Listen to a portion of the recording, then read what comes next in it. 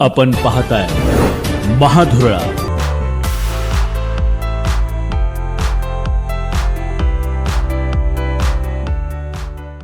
नमस्कार, महाधुरळा यूट्यूब चॅनलमध्ये मी गुरु बाळमाळे आपल्या सर्वांचं मनापासून स्वागत करतोय। कोल्हापूर जिल्हा परिषदेचा निकाल लागला।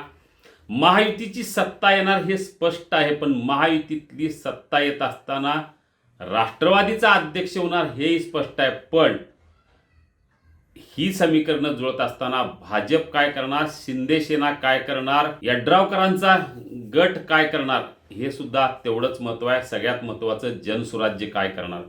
खरं तर राज्यात हे सगळे पक्ष एकत्र आहेत, महापालिकेत सुद्धा एकत्र आलेत, त्यामुळे जिल्हा परिषदेत सुद्धा हे सगळे एकत्र येणार हे नक्की आहे।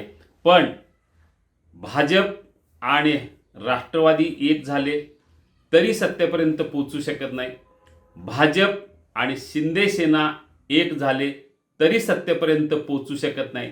त्यामुळं जनसुराज्याला सोबत घेणार का भाजप शिंदे सेना दोघंच राष्ट्रवादी सोबत जाणार, हा अतिशय महत्त्वाचा प्रश्न आहे। येत्या 2 दिवसात या संदर्भातल्या हालचाली सुरू होतील। मंत्री हसन मुश्रीफ यांनाच यामध्ये पुढाकार घ्यावा लागेल, कारण त्यांचा अध्यक्ष होणार आहे। सर्वाधिक जागा त्यांच्या आल्यामुळे त्यांना अध्यक्षपद त्यांना मिळणार हे नक्की आहे। 20 जागा त्यांच्या आलेल्या आहेत, 4 जागा या यड्रावकरांच्या बरोबर त्यांनी आघाडी केली होती असं ते म्हणतात, त्यामुळे ते 24 झाले। आणि ही 25वी जागा मात्र वादग्रस्त आहे, ती काँग्रेसची की राष्ट्रवादीची हा वाद आहे। कारण रेश्मा देसाई या निवडून आल्या, आघाडी केली होती, त्यामुळे काँग्रेसचा शिक्का त्यांच्यावर आहे, पण आघाडी केल्यामुळे त्या आपल्याच आहेत असं मंत्री मुश्रीफांचा दावा आहे। त्यामुळं 25वी जागा नेमकी काँग्रेसची की राष्ट्रवादीची हा वादाचा मुद्दा आहे। तो सुटेल जेव्हा रेश्मा देसाईच ठरवतील की आपण कोणाकडे जायचं।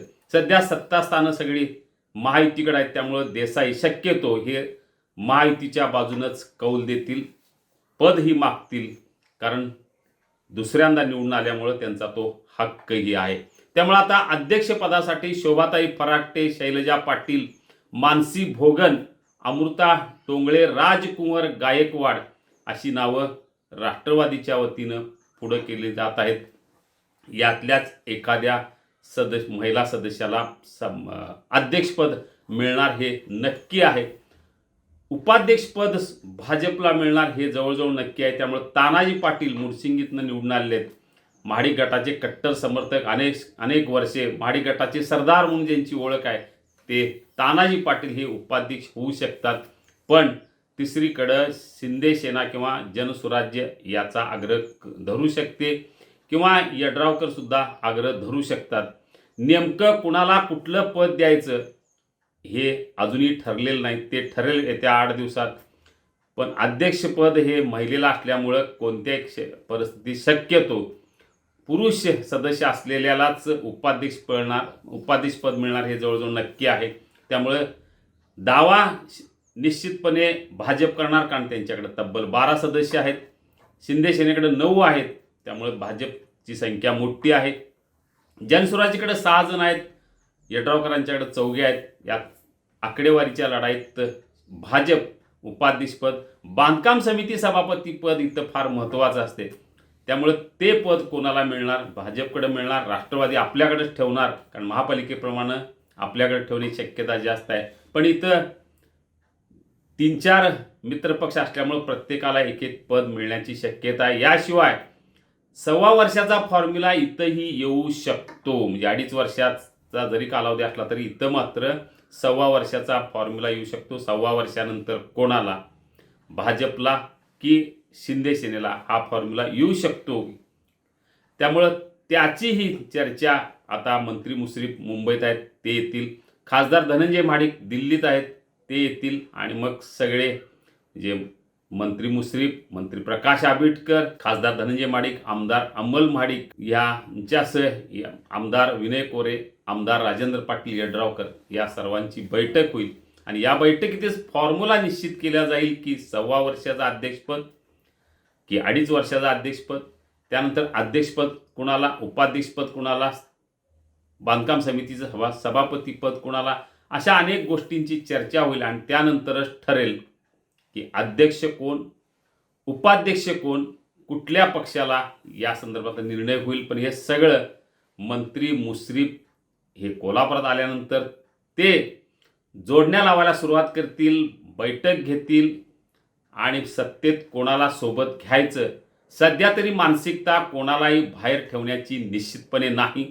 ना जनसुराजला बाहेर ठेवलं जाईल, ना यड्रावकर गटाला. या सगळ्यांना सोबत घेऊनच निश्चितपणे चर्चा होईल ती पुढच्या एकूण पदाधिकारी निवडीची. यामध्ये आता रेश्मा देसाई यांचंही नाव अध्यक्षपदासाठी चर्चेत येऊ शकतं, कारण त्या मंत्री मुश्रीफ यांनीच दावा केला की ते आमच्याच गटाचे आहेत. त्यामुळे शोभाताई फराटे, शैलजा पाटील, अमृता डोंगळे, रेश्मा देसाई, पूजा पाटील, विद्या पाटील, राजकुमार गायकवाड, शिल्पा खोत अशा अनेकांची नावं पुढं आहेत. पाहूया कोण अध्यक्ष होते. उपाध्यक्षपदासाठी सध्या तरी तानाजी पाटील आणि यांचं एकमेव नाव आहे. त्यामुळं आणखी काही विनिता भोगम आहेत, एन.डी. वायंगडे आहेत, सानिका आवाडे आहेत, सलीम महात आहेत, सुयशा घाटगे आहेत, शिवानी भोसले आहेत. पण ही सगळी नावं चर्चेत आहेत. अधिक पसंती आहे ती तानाजी पाटील यांनाच. शिंदे सेनेकडे गेलं तर कोण होऊ शकतं ते नावं काय 2-3 दिवसात चर्चेत येतीलच. जनसुराज दावा करू शकतो पण हक्क सांगू शकत नाही. यड्रावकर तेच होऊ शकतं, दावा करू शकतात पण हक्क सांगू शकत नाहीत, कारण त्यांच्याशिवाय बहुमतापर्यंत राष्ट्रवादी, भाजप आणि शिवसेना पोचू शकते. त्यामुळे सगळ्यांना बरोबर घेऊन जाण्याचा निर्णय झाला तर प्रत्येकाला पदं दिली जातील. पाहूया कुणाला कुठलं पद मिळणार. पद 1.25 वर्षाचं असण्याची शक्यता जास्त आहे. तसा निर्णय 2 दिवसात होईल, 2-3 दिवसात बैठक होईल. तो फॉर्म्युला ठरेल महापालिकेप्रमाणेच इथं फॉर्म्युला ठरेल शक्यतो. म्हणजे जो फॉर्म्युला महापालिकेत तोच फॉर्म्युला जिल्हा परिषदेत ठरेल आणि पदाधिकाऱ्यांच्या निवडी होतील.